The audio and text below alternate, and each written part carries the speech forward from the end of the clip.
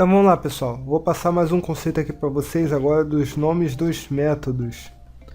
Então vamos pôr a mão na massa agora.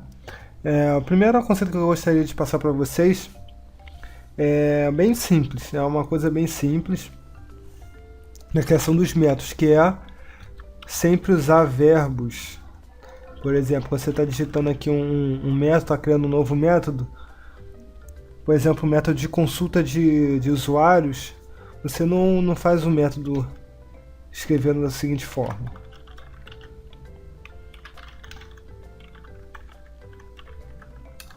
Assim, consulta usuários. Você vai usar consultar usuários, que é a forma correta. Por quê? Porque o método ele executa uma ação. Vamos supor, você tem lá um objeto que tem vários métodos. Então, seu objeto lá é o usuário. Você tem o método consultar, então essa é a ação que o usuário faz, ele consulta. Então, a gente tem que expressar isso de uma forma bem simples e que expresse uma ação.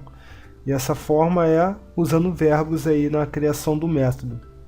Tá, esse é o primeiro conceito, que é bem simples. O segundo é, vocês têm que usar nomes que revelam o seu propósito. Como é isso? Quando você vai fazer lá um método, vamos supor, para obter a descrição lá do cliente. Muitas vezes a gente vê o método escritos dessa forma aqui, ó.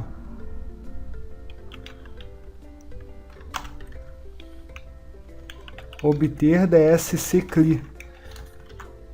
Às vezes a gente até entende o que significa isso, mas com certeza a gente vai ter que parar nesse método e vai tentar descobrir o que ele faz. E essa não é a melhor forma. Quando a gente está lendo um código, a gente já tem que bater o olho naquilo e entender.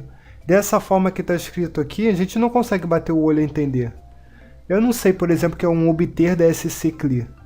Eu vou ter que provavelmente ficar aqui pensando e descobrir o que significa isso, esse enigma, ou perguntar para uma pessoa que já conhece o sistema há mais tempo. Aí ela vai me dizer, mas isso não é o ideal. O ideal é que a gente bata o olho e já saiba o significado do método. Então, o correto neste caso aqui seria obter descrição do cliente. Não fica muito mais fácil? Quem bate o olho lê isso aqui, ó.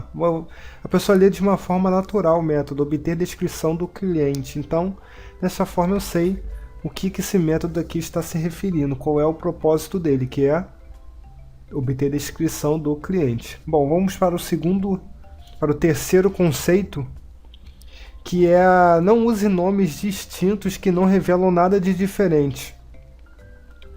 Ou seja, a gente tem que fazer distinções significativas. Vou dar um exemplo aqui desse erro, que é o seguinte, às vezes a gente vê o método assim. Vamos supor que eu vou fazer uma lista aqui, aí eu vou botar o objeto aqui só para representar, e a gente vai fazer um obter cliente. Vamos supor que a gente tem um método desse. Aí logo depois a gente tem um método assim, ó. Vou copiar esse aqui, tá?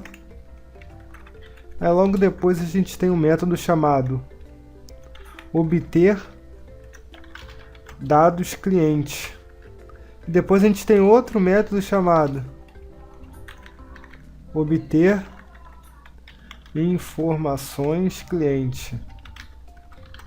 Pessoal, quem olha isso aqui acha que não sabe qual que vai escolher. Se você tem um objeto lá, que é análise cliente, vamos supor, e a gente vai percorrer os métodos dele e tal, e a gente dá de cara com isso aqui, com obter cliente, obter dados cliente, obter informações cliente, isso aqui para mim é a mesma coisa. Então a pessoa fica na dúvida em qual que ela vai usar, porque ela não sabe a diferença. Para ela que está lendo aquilo ali é a mesma coisa. Então, se você tem métodos que fazem a mesma coisa, claro então que você não tem que fazer dois métodos. Mas se a gente tem métodos que fazem coisas diferentes, então nós temos que ser mais criativos na hora de elaborar o nome para o método e dizer realmente o que ele faz, com distinções. E que expressem, no caso, significados diferentes. Então essa forma aqui, esses três métodos aqui para mim fazem a mesma coisa. Por quê? porque eles têm nomes bem parecidos que dizem basicamente a mesma coisa. Então essa aí é outra dica, para vocês usarem nomes mais significativos que realmente expressem diferenças no seu significado. Tá ok? Agora um próximo conceito que eu vou passar para vocês é quando a gente tem nomes de métodos iguais em classes distintas. Isso aqui também acontece muito.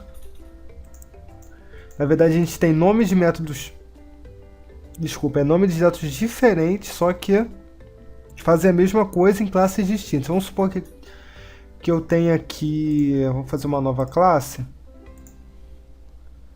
Vamos lá. Vou criar uma classe aqui chamada cliente. Eu vou criar uma classe aqui chamada usuário. Ok? Então tem duas classes aqui distintas, uma é cliente e a outra é usuário. Tá. Na classe cliente eu vou ter um método chamado buscar. Tá ok? Então ele vai fazer a busca lá do cliente. E aqui no usuário eu tenho o método chamado vamos botar obter. E vamos supor que eu tenho outra classe aqui. Vamos botar uma classe aqui, cidade. E a classe cidade ela tem um método chamado recuperar, que vai recuperar uma determinada cidade. Pessoal, quando o cara olha isso aqui, quando a pessoa que está lendo isso aqui e vai usar classe, uma classe está buscar, a outra está obter e a outra está recuperar. Ou seja, são três métodos que falam a mesma coisa, para mim significam a mesma coisa, fazem a mesma coisa, só que tem nomes diferentes. Então, qual seria o correto nesse caso aqui?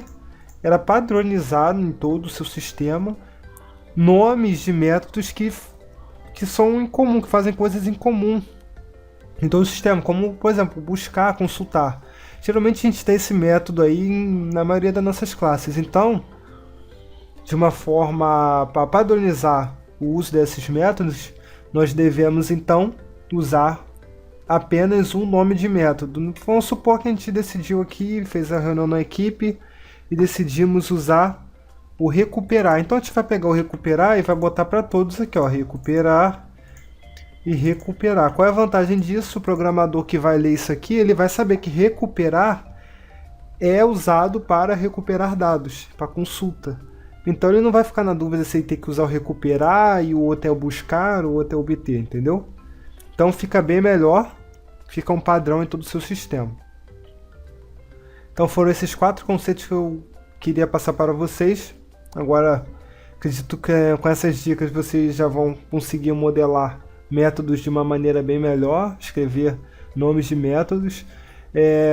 A respeito dos parâmetros, isso eu vou deixar para outro curso, porque isso também tem muito o que falar sobre os parâmetros. Mas isso aí eu vou deixar para outro curso, porque tem muito conteúdo para falar sobre isso.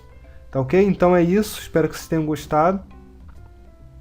Qualquer coisa, pode postar dúvida aí. Um abraço, até a próxima.